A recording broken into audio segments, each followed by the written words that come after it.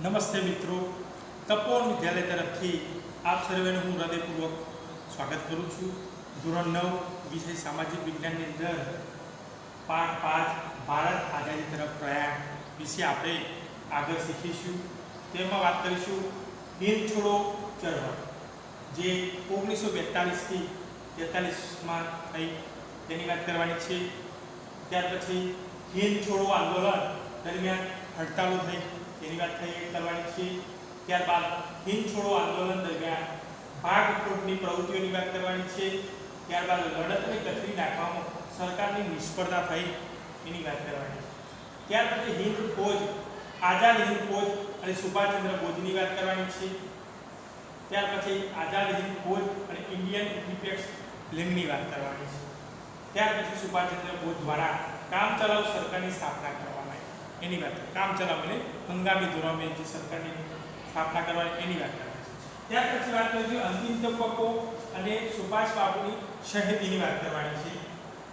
ત્યાર પછી સ્વાતંત્ર્ય પ્રાપ્તિ અને હિંદના ભાગલા થયા એની વાત કરવાની છે। માઉન્ટ બેટન યોજના જે જૂન 1947 અને હિંદના ભાગલા થયા તેની વાત કરવાની છે। ત્યાર પછી હિંદ સ્વાતંત્ર્ય ધારો જુલાઈ 1947માં થયો। ત્યાર પછી સ્વતંત્ર બનેલ ભારત અને તેની સમક્ષની તત્કાલીન સમસ્યાઓની વાત કરવાની છે। હવે મિત્રો આ પોઈન્ટ જે મુદ્દાઓને આપણે વિગતવાર સમજીશું અને જાણીશું। પ્રથમ આવે છે હિંદ છોડો ચળવળ 1942 થી 43। તો વિશ્વ યુદ્ધમાં બદલાયેલા સંજોગોને ધ્યાનમાં રાખીને કોંગ્રેસની કારોબારી સમિતિએ વ્યક્તિગત સત્યાગ્રહ બંધ કરવાનો નિર્ણય લીધો। પણ ખબર છે વિશ્વ યુદ્ધ થયું, જે બે વિશ્વયુદ્ધ, પ્રથમ વિશ્વયુદ્ધ અને દ્વિતીય વિશ્વયુદ્ધ થયું એની વાત છે। તેમાં સત્યાગ્રહ, વ્યક્તિગત સત્યાગ્રહ બંધ કરવાનો નિર્ણય લીધો હતો, જે જાન્યુઆરી 1942ની અંદર। ત્યાર પછી ક્રિપ્સ દરખાસ્તો દ્વારા સિદ્ધ થયું કે બ્રિટિશ સરકાર સત્તા છોડવા માંગતી ન હતી। આજે ક્રિપ્સ દરખાસ્તો રજૂઆત કરવામાં આવી તો એની અંદર જાણવા મળ્યું કે જે બ્રિટિશ સત્તા છે, જે અંગ્રેજોની સરકાર, એ સત્તા છોડવા માંગતી ન હતી તથા હિન્દુસ્તાનનો સ્વરાજ્ય આપવાનો તેનો ઈરાદો ન હતો।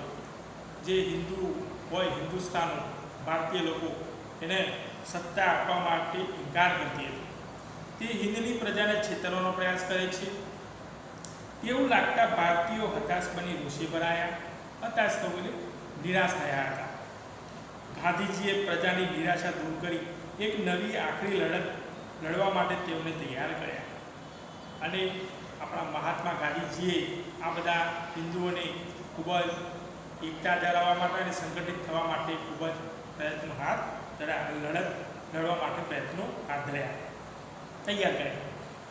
ત્યાર પછી મુંબઈમાં મળેલી કોંગ્રેસ મહાસમિતિની બેઠકમાં ગાંધીજીની આગેવાની હેઠળ મુંબઈની અંદર એક મહાસભાની બેઠક યોજવામાં આવી। એની હેઠળ ગાંધીજીની આગેવાની હેઠળ 8મી ઓગસ્ટ 1942ની રાત્રે હિંદ છોડોનો ઠરાવ પસાર કરવામાં આવ્યો। ત્યારે 8મી ઓગસ્ટ 1942ના દિવસે હિંદ છોડો આંદોલનનો ઠરાવ પસાર કરવામાં આવ્યો। ઠરાવ એટલે એક જાતનો જે આપણે કહેવાય જે કાયદો કહી શકાય। ઠરાવના બીજા દિવસે વહેલી સવારે ગાંધીજી, વલ્લભભાઈ પટેલ, જવાહરલાલ નહેરુ, મૌલાના આઝાદ ઉપરાંત દેશના અગ્રગણ્ય કોંગ્રેસના નેતાઓની ધરપકડ કરવામાં આવી। મહત્વના જે નેતાઓ હતા કોંગ્રેસના, તેમની ધરપકડ કરવામાં આવી। ધરપકડ એટલે જેલમાં પૂરી દેવામાં આવ્યા। વર્તમાનપત્રો ઉપર પ્રતિબંધ મૂકવામાં આવ્યો। જે સામાયિકો કહી શકાય, વર્તમાનપત્રો, અત્યારે જે ગુજરાત, વિજય ભાસ્કર, આવા જે વર્તમાનપત્રો હતા, જાહેરાતો, એના પર પ્રતિબંધ મૂકવામાં આવ્યો। પ્રાંતિક અને જિલ્લા કક્ષાના કોંગ્રેસી તેઓને પણ પકડી લેવામાં આવ્યા। તે સ્થાનિક જે લોકો હોય એને પણ પકડી લેવામાં આવ્યા। ગાંધીજી સહિત બધા દેશ નેતાઓની ધરપકડને પરિણામે દેશના શહેરો તથા ગામોમાં એકાએક સખત હડતાલો પાડવામાં આવી। હડતાલો થઈ ઠેર ઠેર અને ગાંધીજીએ કહેલું કે આઝાદી માટે મારી આ અંતિમ લડત છે અને તેના માટે લોકો બધું જ બલિદાન કરવા તૈયાર હતા।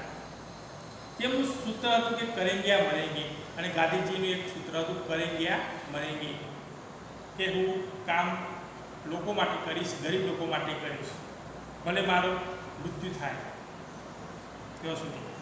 ત્યાર પછી આવે હિંદ છોડો આંદોલન દરમિયાન હડતાલો થઈ, એની વાત કરવામાં આવે છે. તો દેશના ગામો તથા શહેરોમાં મજૂરો, ખેડૂતો, યુવાનો, વિદ્યાર્થીઓ, શિક્ષકો, વેપારીઓ, સ્ત્રીઓ વગેરે આ કાર્યક્રમમાં આગળ પડતો ભાગ લીધો હતો. આમાં બધા લોકો જોડાયા હતા. મજૂરોએ કારખાનામાં હડતાલો પાડી. મજૂરો હતા જે છૂટક મજૂરી કરતા હોય એ મજૂરોએ હડતાલો પાડી. જમશેદપુરના લોખંડના કારખાનામાં તથા મુંબઈ અને મદ્રાસની કાપડની મિલોમાં હડતાલો પાડવામાં આવી.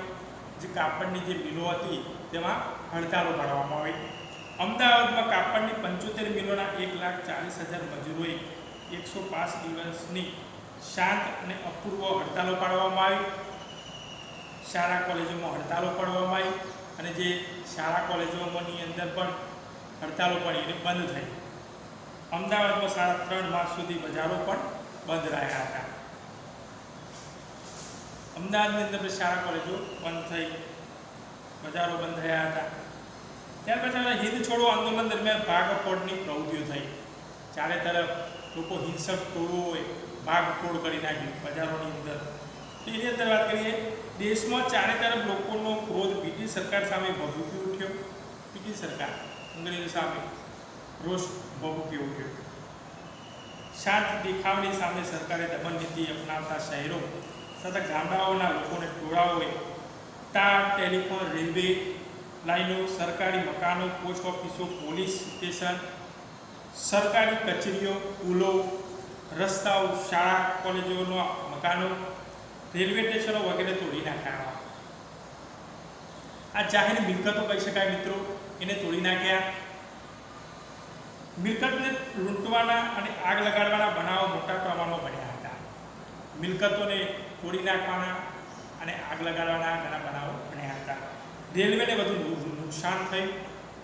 કેટલાક વિસ્તારમાં લોકોએ બોમ્બનો પણ ઉપયોગ કર્યો હતો. બોમ્બ મારો ફેંક્યો હતો મિત્રો. ત્યાર પછી આવે છે લડતને કચરી નાખવામાં સરકારની નિષ્ફળતા. જે આ લડત હતી એને કચરી નાખવામાં સરકારની નિષ્ફળતા. સરકાર કે નિષ્ફળ થઈ તો એની વાત કરીએ તો આ લડતની ઉગ્રતા અને મોટા વ્યાપને કારણે સામુદાયિક ધરપકડો અને ભારે દમન નીતિથી ટૂંકા સમયમાં સરકારની કચરી નાખવાની નીતિ પાર ન હતી. ઉગ્રતા એટલે ઝડપી, વ્યાપ એટલે વધુ કારણે સામુદાયિક ધરપકડો સમૂહની અંદર જે ટૂંકા સમયમાં સરકારની કચરી નાખવાની નીતિ પાર ન પડી. આખા દેશમાં ઠેર ઠેર ખૂબ મોટા પ્રમાણમાં લડતનો ફેલાવો થયો. ભાગફોડ દ્વારા સરકારી તંત્રને ખોરવી નાખવાના પ્રયાસો થયા. 70,000 કરતાં વધારે લોકોને જેલમાં પૂરવામાં આવ્યા. આ ચળવળ દરમિયાન 538 વાર ગોળીબાર કરવામાં આવ્યા. કેટલી વાર? 538 વાર ગોળીબાર કરવામાં આવ્યા. લોકો 1,028 માણસોએ જાન ગુમાવ્યા હતા. 3,200 માણસોને ઈજા થઈ હતી. અમદાવાદ અને પટનામાં ગોળીબાર કરતા વિદ્યાર્થીઓ મૃત્યુ પામ્યા. આ લડતમાં લોકોએ જે વ્યક્તિગત તથા સામુદાયિક વિવિધતા બતાવી, તેથી વિશ્વની સાથે બ્રિટિશ સરકાર પણ એવી છાપ પડી કે હવે વધુ સમય ભારતમાં તે પોતાનું શાસન ટકી શકશે નહીં. બ્રિટિશ સરકાર પણ એવી છાપ પડી કે હવે તે વધુ સમય ભારતમાં તે પોતાનું શાસન ટકી શકશે નહીં. ચળવળનો લોકોએ સ્વયંભૂ ચળવળ ચલાવી. હિંદ છોડો શબ્દ લોકોએ સ્વયંસ્ફુરિત ઘોષણા દ્વારા અપનાવેલો હતો. પોતાની રીતે સ્વયંસ્ફુરિત એટલે પોતાની રીતે ઘોષણા દ્વારા અપનાવેલો હતો. આ સૂત્રથી ડોમિનિયન ટેસ્ટ સંસ્થાનિક સ્વરાજ્યનો ખ્યાલ અદ્રશ્ય થઈ ગયો. હવે તો પૂર્ણ સ્વરાજ્ય જોઈએ તે માટે કટિબદ્ધ થયા. ત્યારબાદ 5 વર્ષ ભારતને સંપૂર્ણ સ્વતંત્રતા મળી અને ભારતીય લોકો એવું ઈચ્છતા હતા કે આપણે પૂર્ણ સ્વરાજ્ય મળવું જોઈએ, પોતાના દેશનું રાજ્ય મળવું જોઈએ. ત્યાર પછી આવે છે આઝાદ હિંદ ફૌજ અને સુભાષચંદ્ર બોઝની વાત કરવામાં આવે છે. તો સુભાષચંદ્ર બોઝની વાત કરીએ. સુભાષચંદ્ર બોઝનો જન્મ ઓડિશા રાજ્યના કટક શહેરમાં થયો હતો. જે ઓડિશા રાજ્ય હોય એના કટક શહેરમાં થયો હતો. ક્યારે? 23 જાન્યુઆરી 1897 23 જાન્યુઆરી 1897 માં થયો હતો. તેમના પિતા રાય બહાદુર જાનકીનાથ ભોજ કાનૂન ક્ષેત્રે સરકારી વકીલ હતા. માતા શ્રીમતી પાર્વતી દેવી ધાર્મિક વૃત્તિવાળા હતા. આ બંગાળી છોકરો બ્રિટિશ સરકારમાં વફાદાર સેવક બનશે એવી ભવિષ્યવાણી વિચારી હતી, જેને ભારતની બ્રિટિશ હકુમત સામે સ્વતંત્રતા સેનાની તરીકે કામ કર્યું. કોલકાતાની પ્રેસિડેન્સી કોલેજમાંથી ખૂબ સારા ગુણથી પરીક્ષા પાસ કરી વધુ અભ્યાસ અર્થે ઇંગ્લેન્ડ ગયેલા. ત્યાંથી ખૂબ અઘરી ગણાતી ICS ઇન્ડિયન સિવિલ સર્વિસની પરીક્ષા ચોથા નંબરે ઉત્તીર્ણ કરીને તેઓ કોલકાતા પાછા ફર્યા. અને સુભાષચંદ્ર બોઝે જે ખૂબ જ અઘરી ગણાતી જે પરીક્ષા હતી એ પાસ કરી. કોલકાતાની પ્રેસિડેન્સી કોલેજમાં અંગ્રેજ અધ્યાપક મોટ દ્વારા રંગભેદની નીતિઓ અને ભારતીય વિદ્યાર્થીઓના અપમાનજનક વર્તન અને અભિમાનના કડવા અનુભવે તેમના માનસમાં ક્રાંતિના બીજ રૂપે. તેમને ભારતના સ્વાતંત્ર્ય સંગ્રામમાં ખૂબ રસ હતો. તેઓ હિન્દી મહાસભાના સક્રિય કાર્યકર્તા બની ગયા. તેઓ રાષ્ટ્રીય સ્વરાજ્ય પક્ષમાં જોડાયા. આ સુભાષચંદ્ર બોઝ હતા એ રાષ્ટ્રીય સ્વયંસેવકમાં સ્વરાજ્ય પક્ષમાં જોડાઈ ગયા. ત્યારે 1923માં ટૂંક સમયમાં જ યુવાનોના અતિ પ્રિય નેતા બની ગયા. અને ટૂંક સમયની અંદર જે સુભાષચંદ્ર બોઝ હતા એ ખૂબ જ લોકપ્રિય બની ગયા. સવિનય કાનૂન ભંગની લડતમાં તેઓ મોકલી રહ્યા હતા અને જેલવાસ પેટ્યો હતો. ઈસવીસન 1938માં માત્ર 41 વર્ષની યુવાન વયે હરિપુરા સુરત કોંગ્રેસ અધિવેશનના પ્રમુખ સ્થાને નિમણૂક પામવા જેટલી લોકપ્રિયતા અને યોગ્યતા એમને દર્શાવી હતી. તે પ્રમુખ કોંગ્રેસના અધિવેશનના પ્રમુખ સ્થાને પણ નિમણૂક પામ્યા હતા. સુભાષ બાબુના વિચારોને ગાંધીજીના વિચારો સાથે ખાસ મેળ બેસતો ન હોવાથી તેમને ગાંધીજી સાથે મતભેદ થતાં કોંગ્રેસ છોડી અને ફોરવર્ડ બ્લોક નામના નવા રાજકીય પક્ષની સ્થાપના કરી. આ સુભાષચંદ્ર બોઝે ફોરવર્ડ બ્લોકની સ્થાપના કરી અને અવિરત સભાઓ સંબોધવી, દેશમાં પ્રવાસ કરવા, બ્રિટિશરો વિરુદ્ધ જનમત જાગૃત કરવાના આશયથી ઠેર ઠેર પ્રવાસો કર્યા. અને સુભાષચંદ્ર બોઝે ખૂબ જ સભાઓ યોજી, જાહેરમાં સભાઓ યોજી, પ્રવાસો યોજ્યા. અંતે હિંદ સંરક્ષણ ધારાને આગળ ધરી તેમની ધરપકડ કરી તેઓને કારાવાસમાં પૂરવામાં આવ્યા. તેમને કારાવાસમાં એટલે જેલમાં પૂરી દેવામાં આવ્યા. ઈસવીસન 1940 કારાવાસમાં એક રાજકીય કેદી તરીકે તેમની સાથે અયોગ્ય વ્યવહાર હતા. તેમને આમરણ ઉપવાસ આદર્યા, તેને ઉપવાસ પણ કર્યા હતા. તેમની તબિયત લથડતા તેમને પોતાના નિવાસસ્થાને નજરકેદ રાખવામાં આવ્યા. પરંતુ તેઓ પઠાણના છુપાવેશે કોલકાતાથી પેશાવર, કાબુલ, ઈરાન, રશિયા, બલરેમ, જર્મની પહોંચ્યા. 28 માર્ચ 1942 જર્મનીમાં તેમનું ભારતીયોએ ઉષ્માભર્યું સ્વાગત કર્યું. અનેક દેશોમાં ગયા હતા. બર્લિન રેડિયો પરથી તેમણે પોતાના દેશ બાંધવોને બ્રિટિશ સામ્રાજ્ય સામે જિહાદ જગાવવાનો અનુરોધ કર્યો. જર્મનીમાં હિટલર સાથે ભારતની આઝાદી વિશે ચર્ચા કરી. તેઓએ પહેલા રોમ અને પેરિસમાં સ્વતંત્ર ભારતને લગતા લશ્કરી એકમો સ્થાપી. તેમાં 3000 ભારતીયોને ભરતી કરવામાં આવી. લશ્કરમાં ભરતી કરી 3000 લોકો. ભારતમાંથી છટકીને જાપાનમાં વસેલા હિન્દી ક્રાંતિકારી નેતા રાસબિહારી બોઝ બધા મંડળોને સોંપતી એક સંસ્થા ઇન્ડિયન ઇન્ડિપેન્ડન્સ લીગ નામે મધ્યસ્થ સંસ્થા સ્થાપી. કઈ? ઇન્ડિયન ઇન્ડિયન્સ લીગ નામે મધ્યસ્થ સંસ્થા સ્થાપી. તેને ભારતની સ્વાધીનતા પ્રાપ્ત કરવા માટે આઝાદ હિંદ ફોજ ઊભી કરવાનો નિર્ણય લીધો.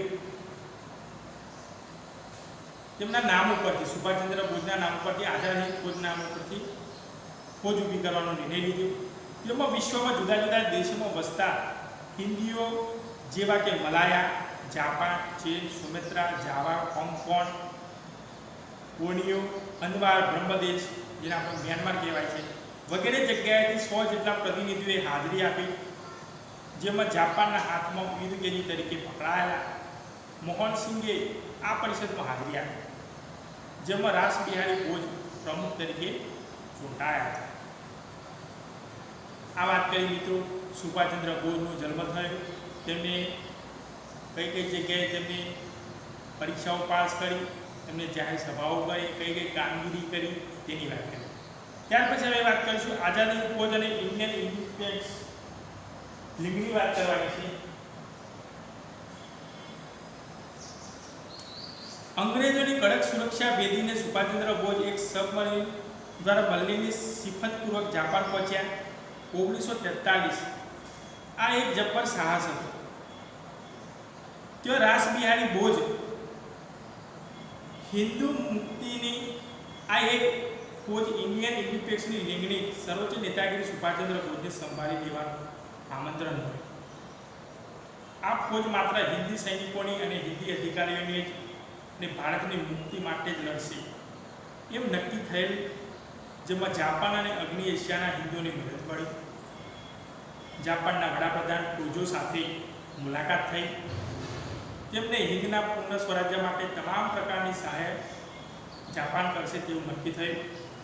જાપાનીઝ લશ્કર હિંદમાં આગળ વધે તેમ તેમ કામચલાઉ સરકાર તેઓ રચીને તેના વહીવટ તેમને સોંપાશે અને જાપાન તેને માન્યતા પણ આપશે। સુભાષચંદ્ર જાપાનથી સિંગાપુર ગયા। જે સુભાષચંદ્ર બોઝ હતા તે જાપાનથી સિંગાપુર ગયા ત્યારે ઈસવીસન 1943ની 2 જુલાઈ અને તે સર્વસંમતિથી 4 જુલાઈ 1943 ઇન્ડિયન ઇન્ડિપેન્ડન્સ લીગના પ્રમુખ તરીકે તેમને વરણી થઈ પ્રમુખ તરીકે નિમણૂક થઈ। સાથોસાથ Rash Behari Bose Indian National Army INA Azad Hind ફોજના વડા તરીકે સ્વેચ્છાએ નિયુક્તિ લઈ સુભાષચંદ્ર બોઝની આઝાદ હિંદ ફોજના વડા તરીકે નિમણૂક કરી। તેઓ વસતા હિન્દુઓને પોતાની માતૃભૂમિને મુક્ત કરવા માટે યોગ્ય અને સમર્થન નેતા મળ્યું। ત્યારથી સુભાષચંદ્ર બોઝને તેમને નેતાજીનું નામનું નામ આપવામાં આવ્યું। ગુલામનું નામ કોનું છે? નેતાજી સુભાષચંદ્ર બોઝ। નેતાજીએ સૈનિકોને ચલો દિલ્હી, નેતાજીએ સૈનિકોને શું કહ્યું? ચલો દિલ્હી, તું મુझे खून दो मैं तुम्हें आज़ादी दूंगा અને જય હિન્દના સૂત્રો આપ્યા। પોતાના કુશળ માર્ગદર્શન દ્વારા આરજી હકુમત સમાંતર સરકારની રચના કરવામાં આવી। દક્ષિણ પૂર્વ એશિયાના દેશોનો પ્રવાસ કરીને તેઓના ભારતીયો પાસે માતૃભૂમિની સ્વતંત્રતા આજે તેમને સર્વસ્વનું બલિદાન આપવાની માંગણી કરવામાં આવી। બલિદાન આપવું એટલે મિત્રો એને ત્યાગ કરવાની ભાવના કરી। ત્યાર પછી આજે સુભાષચંદ્ર બોઝ દ્વારા કામચલાઉ સરકારની સ્થાપનાની વાત કરવામાં આવે છે। હંગામી કામચલાઉ એટલે હંગામી ધોરણ। આઝાદ હિંદ ફોજનું નેતૃત્વ સંભાળતાની સાથે સુભાષચંદ્ર બોઝે કામચલાઉ સરકારની રચના કરી, જેમાં તેઓ વડાપ્રધાન અને લશ્કરના સર્વોચ્ચ વડા બન્યા। હિન્દની આ કામચલાઉ સરકારની જાપાન, જર્મની, ચીન, ઇટાલી, બર્મા વગેરે દેશોએ માન્યતા આપી। આ સરકારે હિન્દી ભાષાને રાષ્ટ્રીય ભાષા, રાષ્ટ્રધ્વજ તરીકે તિરંગો ધ્વજ સ્વીકાર્યો। આવક માટે જાપાનની સહાય, શૈક્ષિક ફાળો, મિલકત વેરો રાખવાનું નક્કી થયું।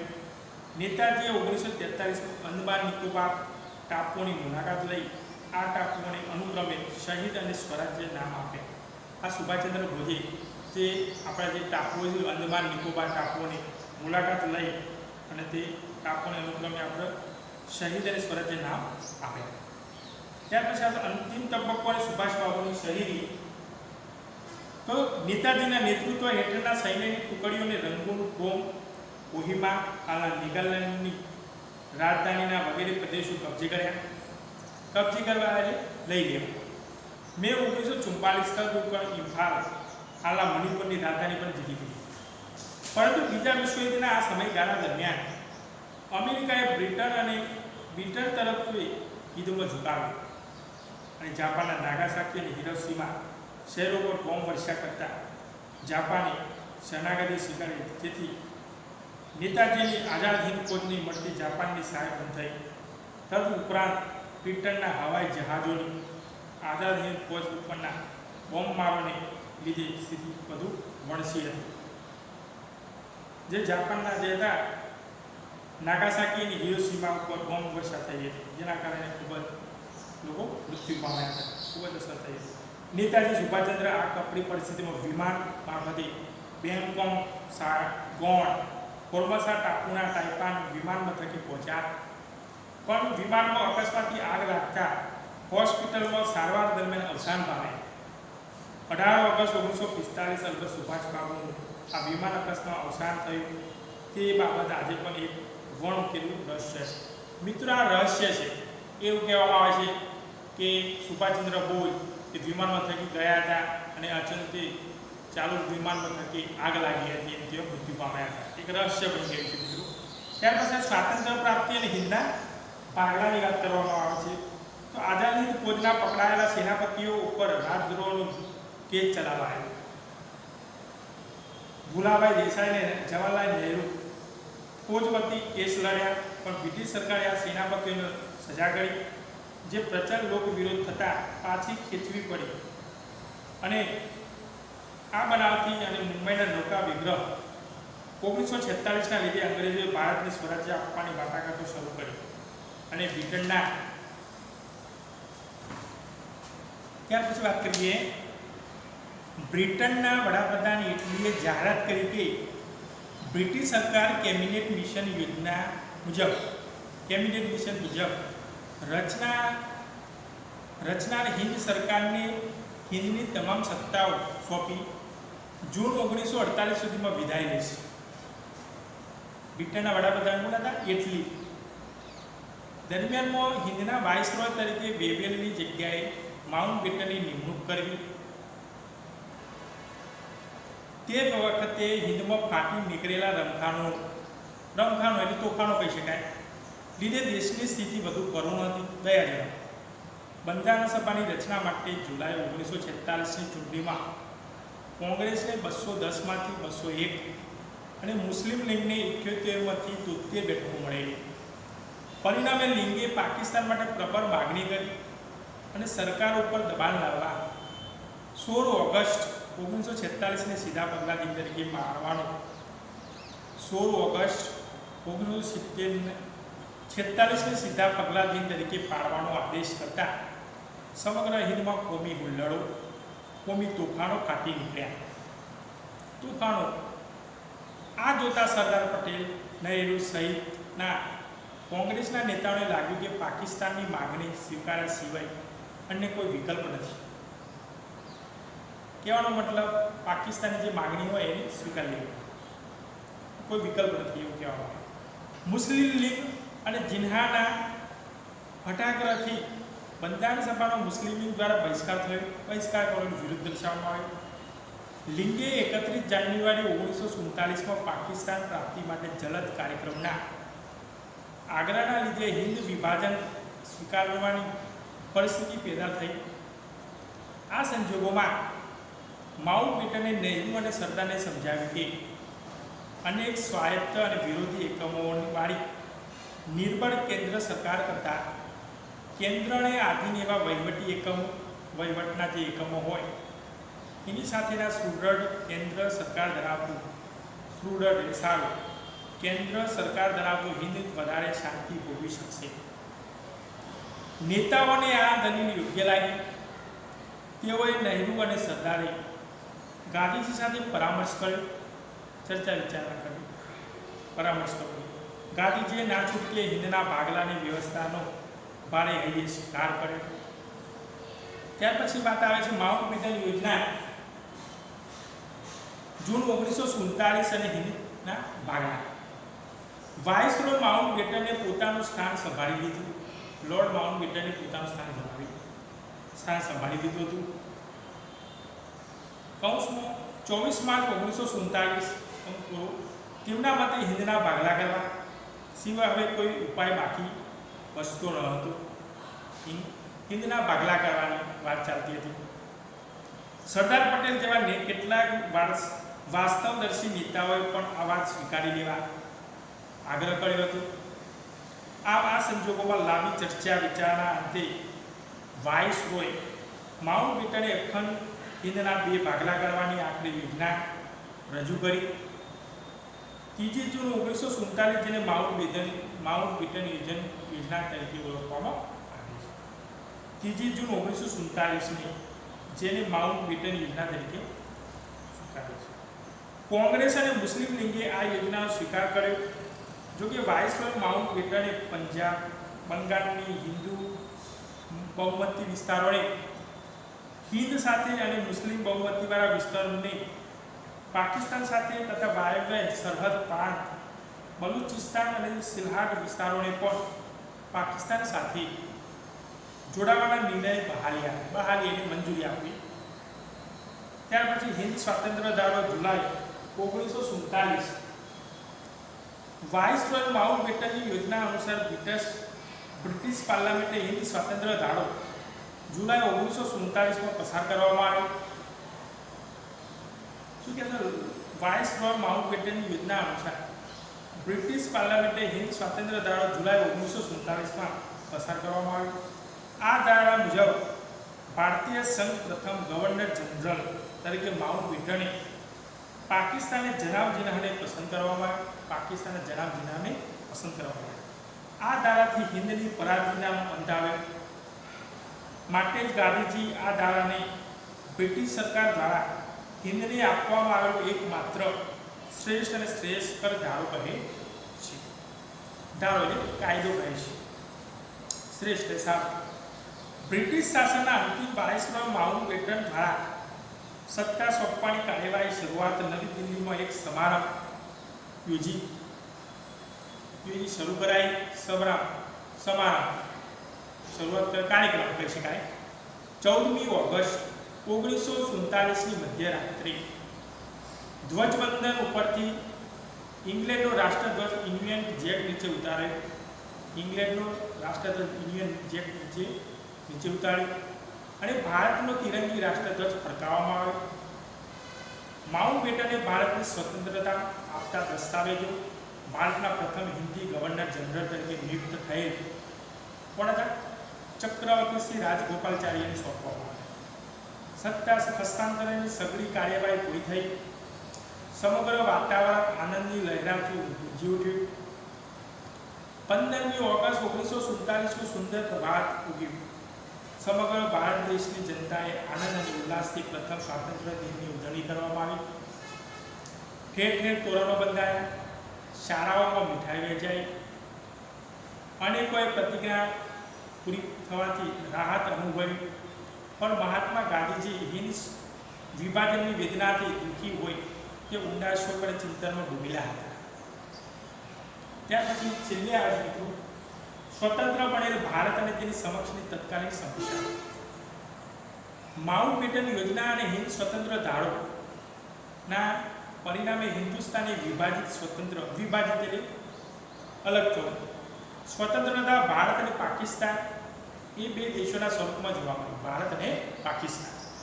આ તબક્કે સ્વતંત્ર ભારત માટે 1 લશ્કરોની વ્યવસ્થા કરવી, 2 મિલકતોને લગતા પ્રશ્નો, 3 લેના અને દેવાના હિસાબ, 4 નિરાશ્રિતોની સમસ્યા, 5 જાહેર સેવાઓ તથા તે માટે અધિકારીઓ અને વહીવટીતંત્રની વ્યવસ્થા ઉપરાંત 6 ભારતની પશ્ચિમે આવેલા પશ્ચિમ પાકિસ્તાન અને પૂર્વ તરફના પૂર્વ પાકિસ્તાનની આંતરરાષ્ટ્રીય સરહદો નક્કી કરવી વગેરે મુખ્ય સમસ્યાનું નિરાકરણ લાવવાનું હતું. સમાધાન કરવાનું લાવવાનું. આ પ્રશ્નના નિરાકરણ માટે માઉન્ટબેટન અધ્યક્ષપદે પ્રમુખપદે ભારત પાકિસ્તાન 2 મળી 5 પ્રતિનિધિઓની સમિતિ નિમવી. 5 પ્રતિનિધિઓ એટલે વ્યક્તિઓની સમિતિ નિમવી.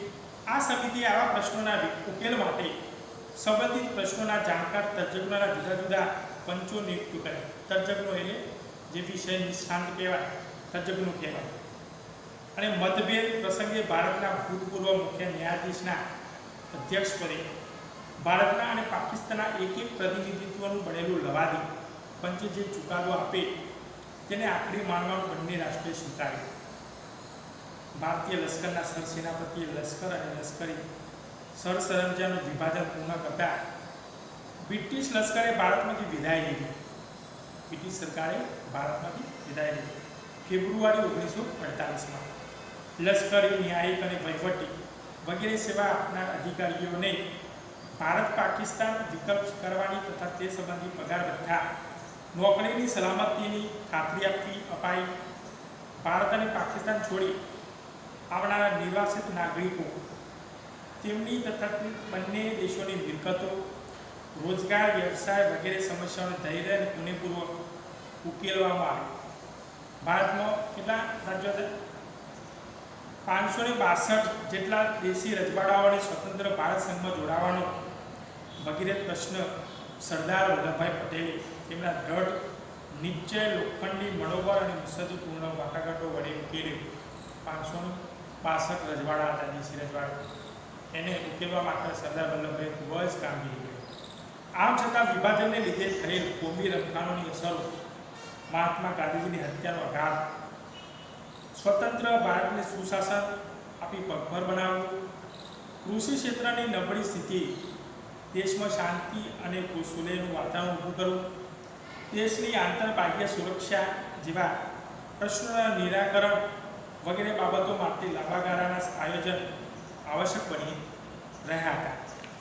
આ મિત્રો આજે વાત કરી હિંદ છોડો ચળવળ 1942ની વાત કરી. તેમાં ક્રિપ્સ દરખાસ્તો દ્વારા જે સિદ્ધ કરવામાં આવ્યું હતું તેમાં ગાંધીજીનો ખૂબ મહત્વનો ભાગ ભજવ્યો હતો. આગેવાની હેઠળ 8મી ઓગસ્ટ 1942ની રાત્રે હિંદ છોડો આંદોલનનો ઠરાવ પસાર કરવામાં આવ્યો હતો.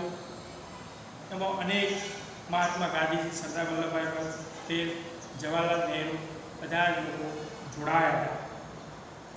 ત્યાર પછી હિંદ છોડો આંદોલન દરમિયાન હડતાલો થઈ. એમાં મજૂરો હોય, ખેડૂતો હોય, વિદ્યાર્થીઓ હોય, શિક્ષકો હોય, વેપારીઓ, સ્ત્રીઓ આ હડતાલમાં જોડાયા હતા. જાહેર કાર્યક્રમો જોડાયા અને જે અમદાવાદમાં જે કાપડની જે મિલો હોય એ પણ બંધ રાખી હતી. શાળા કોલેજોનું પણ બંધ રાખવામાં પડી. ત્યાર પછી હિંદ છોડો આંદોલન દરમિયાન પાકપટની પ્રવૃત્તિઓ.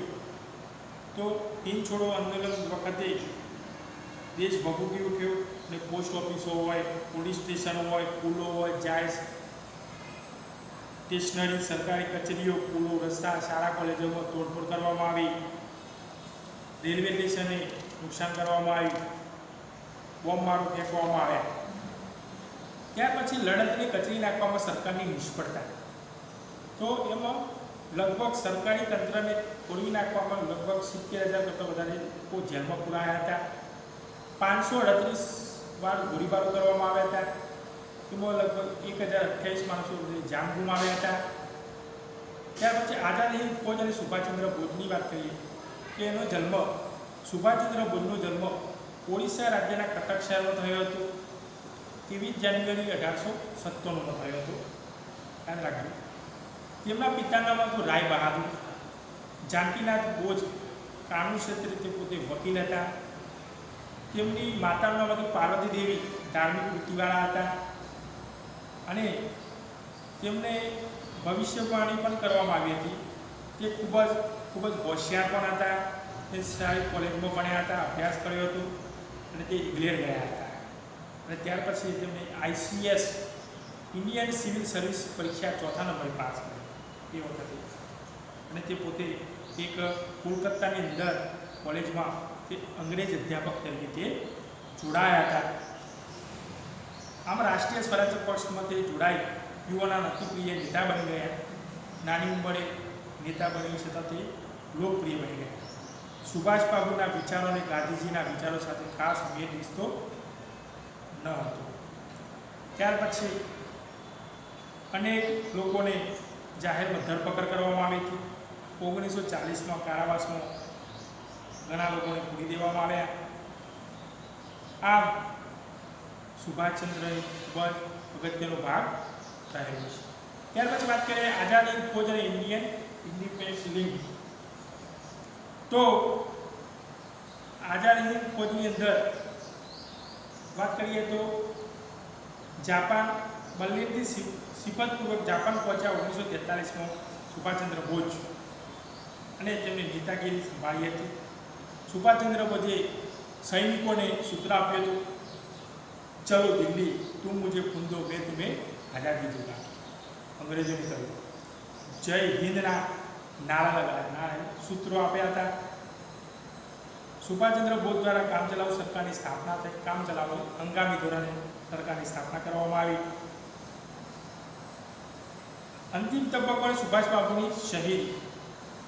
તો નેતાજીના નેતૃત્વ હેઠળના સૈનિક ટુકડીઓને રંગીન ફોર્મ અનેક રાજધાનીઓ હતા.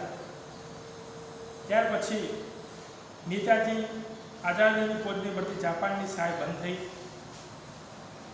18 ઓગસ્ટ 1945 અલબત્ત સુભાષબાબુનો આ વિમાન અકસ્માત થયો હોય તેવું માનવામાં આવે છે. એક રહસ્ય કહી શકાય. ત્યાર પછી સ્વાતંત્ર્ય પ્રાપ્તિ અને હિંદના ભાગલા.